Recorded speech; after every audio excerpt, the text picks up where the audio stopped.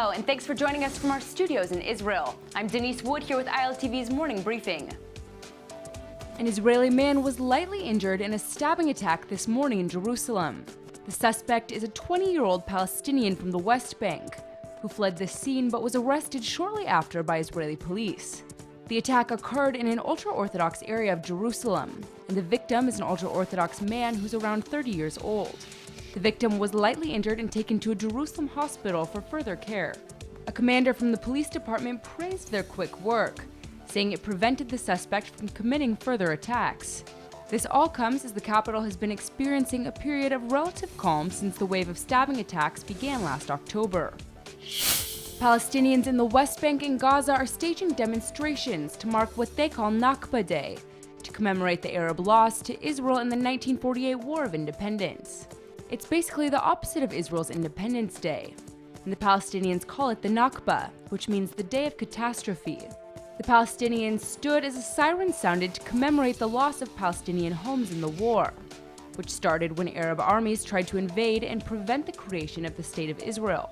In Ramallah, residents play-acted the movement of refugees leaving their homes during the fighting. In Hebron, there was an outdoor painting event where artists featured displaced Palestinian villages. And in Bethlehem, there was a mock train covered with the names of Palestinian villages that no longer exist. Finally, in the Hamas-controlled Gaza Strip, demonstrators marched with a huge Palestinian flag and carried a map that erased the State of Israel. A 5.0 earthquake shook southern Israel this morning, but there were no injuries or damages. The earthquake was centered about 100 kilometers southwest of Eilat, near the Sinai town of Dahab in Egypt. Even though the quake didn't leave any damages, it shook buildings up and down the coast of Eilat. This is the largest earthquake measured in Israel in recent years, but there have been major quakes in the more distant past. The last major quake was in 1927, and was a 6.2 magnitude tremor that killed 500 people.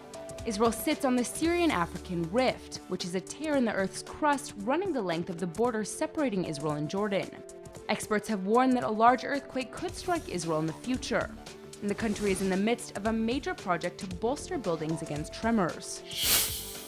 The army and the Shin Bet have arrested 2 suspects in connection with the West Bank terror attack that seriously wounded an IDF officer on Remembrance Day. The Shin Bet says their investigation is making significant progress and is still underway. The attack targeted an IDF unit patrolling the Arab village of Hizman near Jerusalem. 4 small pipe bombs exploded and seriously wounded an officer who was approaching the suspicious device. Soldiers later found an additional 5 pipe bombs which were safely deactivated. The officer has undergone surgery and remains in critical condition. That's all for now. I'm Denise Wood, and see you later with our main daily broadcast from Israel at 2 p.m. Eastern Time.